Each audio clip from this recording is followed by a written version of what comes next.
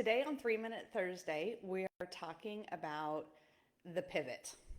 We all have points in our writing journey, our faith journey, our lives, when what we're doing isn't working.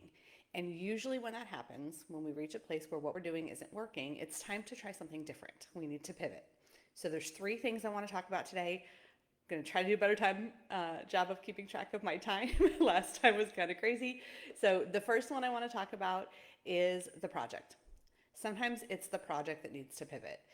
We often, especially as writers, get a lot of ideas and we have all these like works in progress and we're focusing on all of them sometimes. And that can be the reason that we're not moving forward. But sometimes we're also focused on the wrong project. It's not the project for right now, it's a project for later. And that's been my experience the last couple weeks.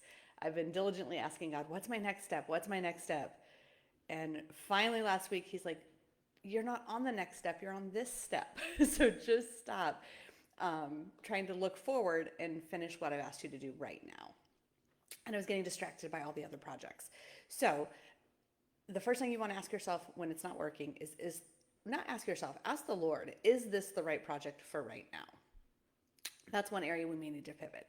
If we're on the right project and we're still feeling like what we're doing isn't working, the other thing that may need to pivot is our process.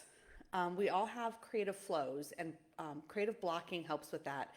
I have a lot of coaching tools about creative blocking and how important it is to make sure that we're writing during our creative times. Another part of that process can be our mindset. We have mindset challenges a lot of times where we have to have it perfect. Well, that's not a good process if the goal is perfection. So sometimes it's the process that we have to pivot. And that could look like, for me, I was trying to have writing be part of my workday. And what I realized was that wasn't working, so I needed to try something different. So I've actually moved my writing to Sunday mornings before church, and it's part of my worship. And it's made such a huge difference for me. It was my process that was holding me up. So it could be the project, it could be the process. And then the third one I want to mention, and I've got about just a few seconds left, is it's the plans.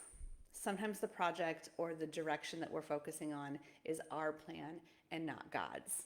And when that happens, we need to pivot. We need to say, like Jesus did in the garden, not my will, but yours be done. We need to surrender to his plan, his timing, and lay down what we think it should look like, what we think it should be. We set a lot of goals and deadlines for ourselves in writing, and sometimes they're not from him.